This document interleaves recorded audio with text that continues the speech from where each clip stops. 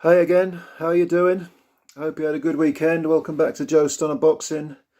Um, I just thought I'd give a few random thoughts really on the whole Brook circus, that, great event or supposed great event that Sky Sports promoted. And there are a few points that I think people are sort of overlooking. And let's do a little quick retrospective of the weekend's events, because what you had was a fight between two fighters, one of whom, Khan, is shot to bits, and the other who is clearly over the hill but may have a little bit left. I think the victory for Brook kind of flattered to deceive a little bit. Khan was shot to bits, although he showed a lot of heart, and I was amazed he didn't hit the floor. He didn't go down, which is really kind of ironic or poetic in a sort of way. Someone that chinny can hang on. I guess pride in its extreme form can keep you upright. But I do think that the event itself, especially when you consider the extremely weak undercard, a main event between two shot fighters, pay-per-view. Okay, why did people buy it? It was a success. What have they done? 600,000 pay-per-views, 660, something like that. And people were into it. The casual fans bought into it. So why is the question? How is a fight between two fighters who are essentially at the end of their careers added to a weak undercard? How is it so successful? Well, it's the Sky machine, the Sky Sports, the Sky Corporation machine, the promotional machine that just, even someone like me, who is what I suppose you would loosely call a hardcore fan, someone who watches an awful lot of boxing and has done for the last however many decades, even during fight week, I was kind of drawn in a little bit. Even though I found it hard to get excited about the fight, I did become intrigued by it, and I did watch it. I streamed it. I never buy pay-per-view, so I streamed it. And yeah, I enjoyed the fight itself. Thought it was all right. I wouldn't have paid a penny for it, but that's not the point. It was an okay fight. But the idea that it was this great, iconic moment in British boxing is obviously nonsensical. But Sky, with their big promotional machine, pushed it in that direction, and people bought it. And now there's talk of, Brook moving on and possibly fighting Eubank, which I think is an obscene mismatch. Brook, maybe Ben. Okay, maybe. But let's say that Eubank Brook is proposed. Surely that's a hard sell even for Sky, because it's such a bad matchup between a middleweight who's fought at super middleweight for several years, coming back down to middleweight, and then if not in his prime, then not far off it, against a badly damaged 35-year-old welterweight. Horrible matchup.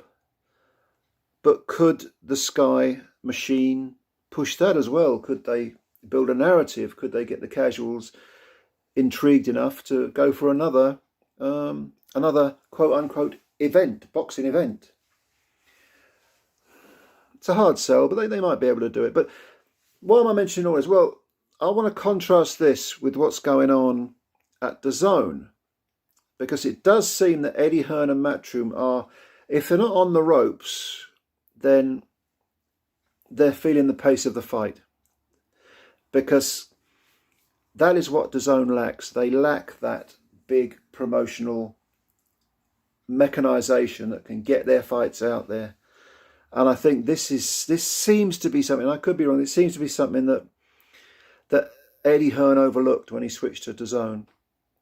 The idea that Sky have all their news outlets and various other, branches that they can promote fights. Eddie and DAZN don't have that much, or they don't have anywhere near what Sky have. So as a result, their fights are, you could say, under promoted. And I think Eddie seemed to have overlooked that the importance of that the Sky machine, the importance of having that promotional machine that gets things out there. But also, I think in retrospect, looking back, we gave Eddie and Matchroom an awful lot of credit for the success over the last 10 years of boxing on Sky, and probably not enough to Adam Smith and the Sky team themselves, because they have rebounded from Eddie's departure very, very well. And Eddie and DAZN, they do seem to be struggling a little bit. I'm not saying that they're in any kind of crisis, but at this point, I think they would have hoped that they would have done better. So I think another mistake Eddie made is the presumption. What is Eddie, 40? So he's still quite a young man, and the presumption that everything has to be digital, it has to be modern, it has to be about social networking, social media, it has to be apps, phones. Now, all of this appeals to a younger audience, certainly, but even a younger audience who has little kids, grew up with the more traditional media outlets, even they're going to miss those. I don't think you can just say that this is a total transition to a different media format. The old formats are still relevant, as we've seen with Sky, with what they do, with news outlets, radio, television, even terrestrial television, all this stuff. It's still relevant. And a lot of the people who are now 20, 24, when they were kids, they were using these outlets. And even though they may enjoy, having the latest iPhone and the apps and everything's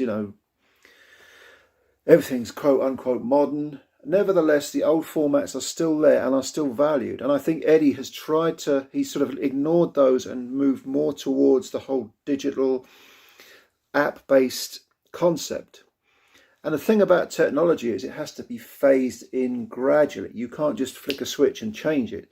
Now, I'm old enough to remember when Sky TV first started, 1990, I think it was. And Rupert Murdoch, it was a Rupert Murdoch venture. There were no competition. Satellite telly didn't exist in Britain. 1990 it was started. Murdoch was losing about £1 million a day, and his newspapers, the Sun, the Times, and so on, and foreign newspapers, were paying for that loss because those papers were very popular. The Sun was at one point was selling 3 million copies, so the proceeds Murdoch was taking them because he knew eventually satellite television would take off. And a few people got it, and I got it when it was in 1990. I got it when it first came out. Boxing was one of the main reasons. But it was something that people had to grasp hold of. They had to grasp the knowledge of it. They had to grasp what it was. They had to understand it. And this took time. It always takes time. It always takes time for people to accept it and for them to sort of grab that zeitgeist moment. That change of technology, that changeover. And I think Eddie has probably jumped the gun a little bit. That transition, it wasn't as smooth as it could have been or should have been or needed to be. So these are just a few random thoughts, a few rambling random thoughts maybe. Tell me what you think below. DAZN, Sky Boxing, the way that boxing is presented, the media outlets. Let me know what you think about all this sort of stuff.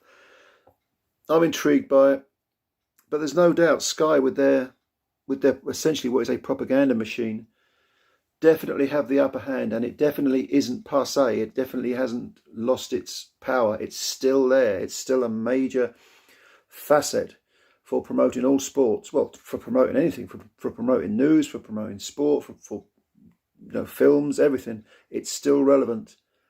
The world has not just become one giant app. Comprende, Eddie? Because DAZN, okay. I wish them well, by the way. I'm not anti-DAZN, I'm not anti-Eddie. Eddie's a great promoter. But things are not working out at DAZN as they should have done. Yet. All right, let me know what you think. Like I say, these are a few rambling, random thoughts.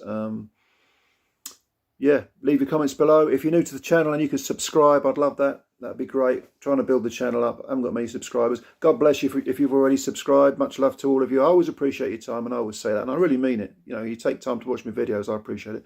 So subscribe if you're new. Like the video if you could. Hit that like button.